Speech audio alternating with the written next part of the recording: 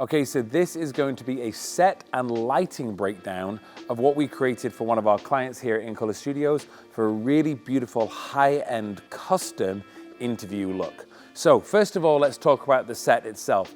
This is a wall that we custom painted for the client. They wanted this green. We built the set, we added the sofa. We have the two lights in the background. They wanted this green and gold feel, so it looks really high-end. So we've got two practical lights in the background.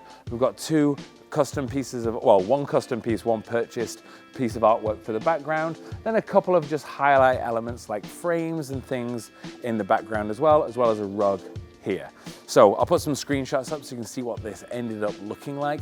Two really beautiful angles. One was from the front, we shot on a 50mm f1.2. Then the other one was a slider on the side here. That was an 85mm set at f1.2. So we get a really shallow depth of field. So we've got variable NDs on there to really clean things up and allow us to have that shallow depth of field. Our lighting is the most important thing, and that's what really brings this whole scene to life. So I'm going to talk about each of those elements. So the first thing here, we'll start off working with our key, fill, and hair light, then we'll walk through each element. So our key light is this humongous 8x8 frame. So this is a silent light grid, so that's a quarter diffusion on there, and we've got a 600X shining through this. We've got a Fresnel, so we do have a little bit of a hot spot in the middle, but then it moves away. I like to have that hot spot because it means I can add punch to the talent without washing out my background, but it still wraps around their face really beautifully. That light there is set at just 27%, so not very bright on that one. And you can see here, if you look at this side, what that really looks like. So you can see we've got this large frame, but we do have a hot spot in the middle, but then that graduates out to the side where we still have light coming out on the edge, and that allows the lighting to wrap around and give the talent a really nice catch light. Now, our fill light we did it slightly differently for this shoot. So our fill light, we did a Nova, and rather than coming from fill kind of like this side and filling it in here, what we did, we actually had the fill light coming from slightly from behind and shooting across this way. What that means is the talent actually has a darker side of their face. Because we're filming square on, like dead straight on from the front, what I didn't want to do is end up having just light on both sides and then just looking flat. So it does mean that they do have a darker side on the fill side, but it's kind of like we get a little bit of a catch on the side of their head here. That's running an Aputure Nova, also set to 5600, so daylight at 24%, and we have the softbox on the front and an egg crate just to help focus that in and not get too much spill on that far wall. Our next light that we have is our hair light. This is my favorite way of doing a hair light. I put a 300D up on the roof just here. This shines down over the top of the talent, and we've got a grid on there. That's actually a Godox strip light box. I don't know how big it is, it's fairly big. and that just comes down and creates like a nice bar of light. So it means you actually get shoulder light as well as just hair light. It's not just a single point source. You get a nice fall off along the front. And then a couple of additional things that we did. We added some practical lights. So our practical lights is our B7Cs by Aputure back here. So these are actually light bulbs that I can take this light bulb out. This is what magical this is. So you can take the light bulb out and it stays lit. What that allows us to do is not plug in the light, so it means we don't have cables running around everywhere in the background that looks really ugly. It also means they're flicker free, and it means that we can set their temperature. So these are set to 3200, and that's what really warms up the background of this scene.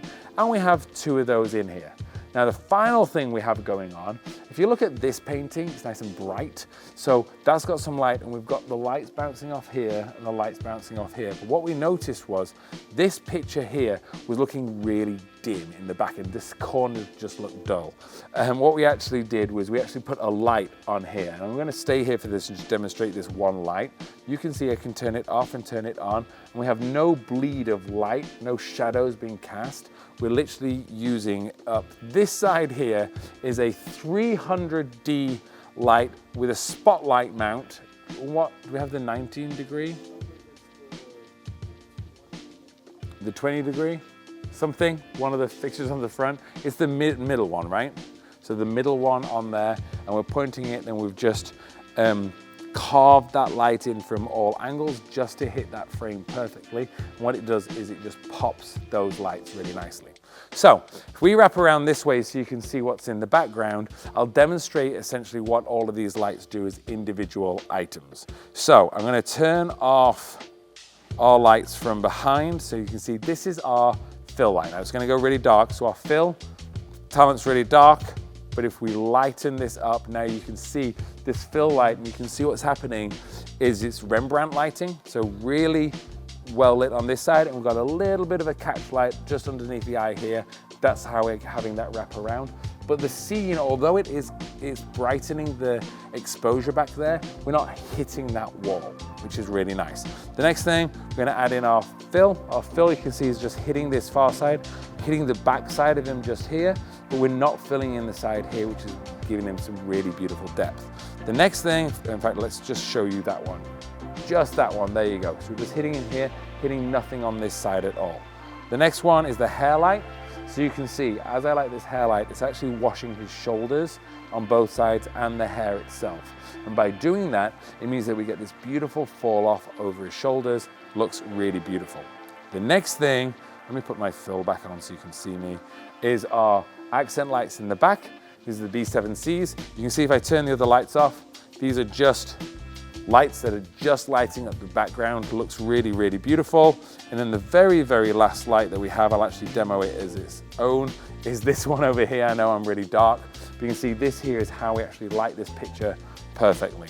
And if I now turn all of these lights back on, fill, key, my B7Cs, this is what this final image looks like. Really clean, really crisp, really warm image. And when we get those prime lenses on there set at 1.2, it really brings this scene to life. Great thing is, it's in the middle of this massive studio, so we have the client watching out there, we've got director's monitors, loads of room for the talent to interact when they're not on here and they're not feeling like they're all cramped in. So that's another lighting and set breakdown here at In Color Studios. And we absolutely love doing these things. Every time we do one of these, we break our lights down completely differently to create a completely different vibe. And this one is one of my favorites.